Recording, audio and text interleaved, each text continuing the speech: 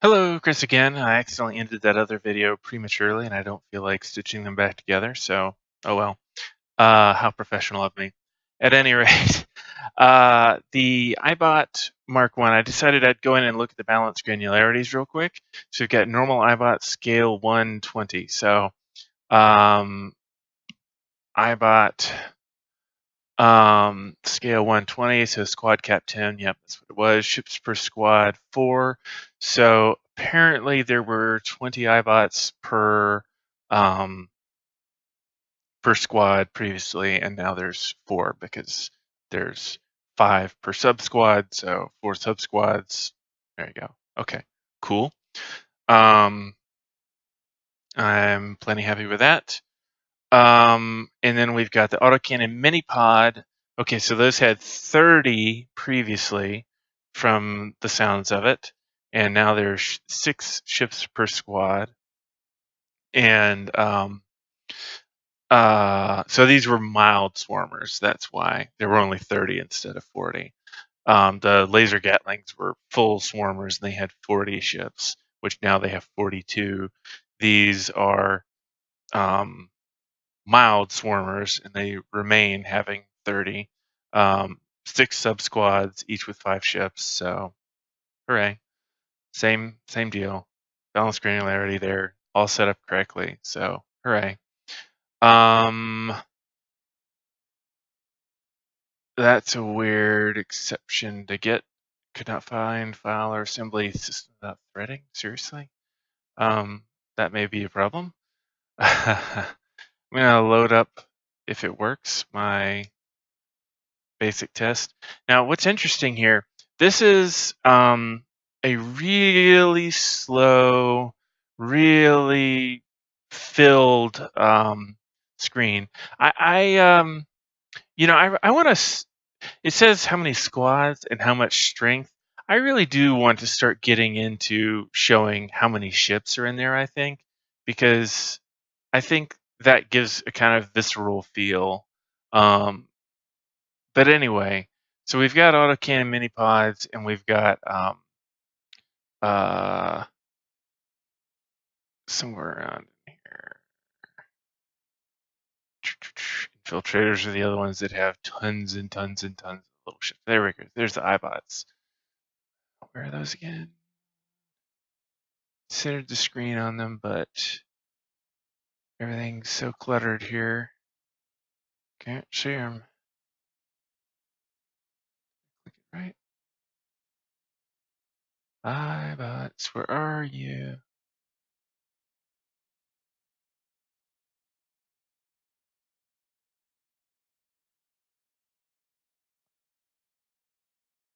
People watching the video going, "It's right there, you idiot!" I'm sorry, this idiot doesn't see it. It's apparently right underneath this. How can that be? It's not. It's taking me to the wrong place. All right, how about autocannon mini pods? See, that seems okay. There's some iBots. It's hovering. It's putting me on fighters. Pretty sure. Okay, so here we've got this formation here, and they're bobbing up and down. I like how this feels. This has a very different feel from like the laser gatlings.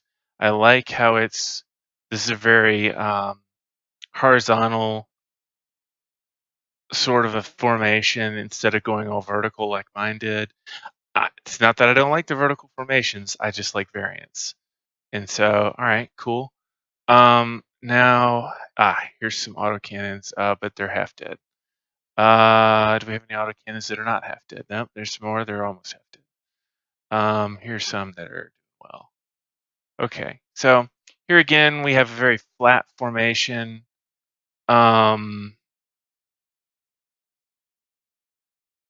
It looks cool, so I'm gonna go with it for this because it looks cool. But I don't want all our formations to be this flat. I'd like for them to, wind up being a lot more mixed up in terms of how high they go. But these two look cool, and So I'd say we should keep them. When we start getting to like infiltrators, which there are tons of infiltrators in one, should be swarmers, I believe. If they're not right now, we should have like 60 of those in there. So I mean, we should, whatever they are, we should make it so there's more in the Subsquads. These should be the most numerous things in terms of ships in Subsquads. So maybe we'll do for the infiltrators like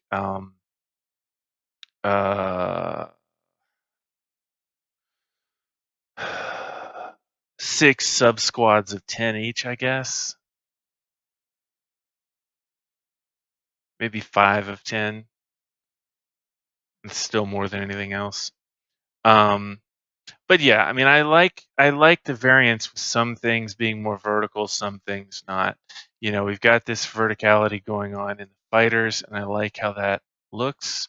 But I also like the ones that are more flat. So one of the things that I keep thinking about when I'm putting these together is how are they able to shoot? Can they shoot past each other? And so that was part of why I was kind of offsetting them that way. Not that that actually has any sort of gameplay benefit, but just from a kind of lore / visual appeal standpoint. Anyway, yeah, these look great. I had the minor nits with it, but that's it.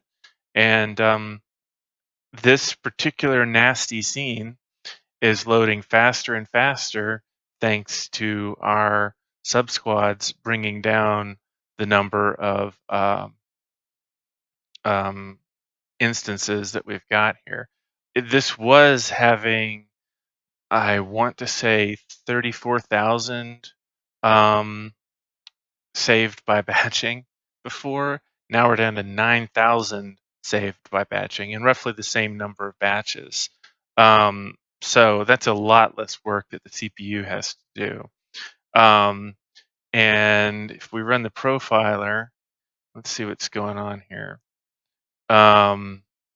Just for the sake of interest, the game is not actually running the sim, so it's all about the rendering side here. So you can see the cull results and stuff. It's doing a lot of stupid, wasteful things on the cull results. I'm going to be getting rid of that with, and that's like 3 milliseconds per frame right there. It's ridiculous. It's actually 3.5 going on 4. Anyway, I'll be able to get rid of that with some of the work I'm doing this week. Render opaque geometry is only 2.66 seconds. The render transparent geometry, 3.37. So I mean, that's not sure where the rest of. Oh, I see. So the rest of our time is in. Yeah, this render.prepare here, I'll be able to cut that down some too. Anyway, so we're heading in the right direction in a major way. Our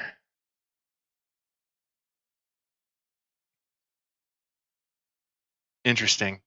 Our squad updates for movement and rotation are still spending 2.29 milliseconds to run, even when the game is paused. That's a boo-boo. So I'm going to have to go in there and find out what's going on with that. So hooray, new boo-boo found to fix. That's actually good because, you know, I want there to be less overhead. So, all right, this got long. Thanks for watching.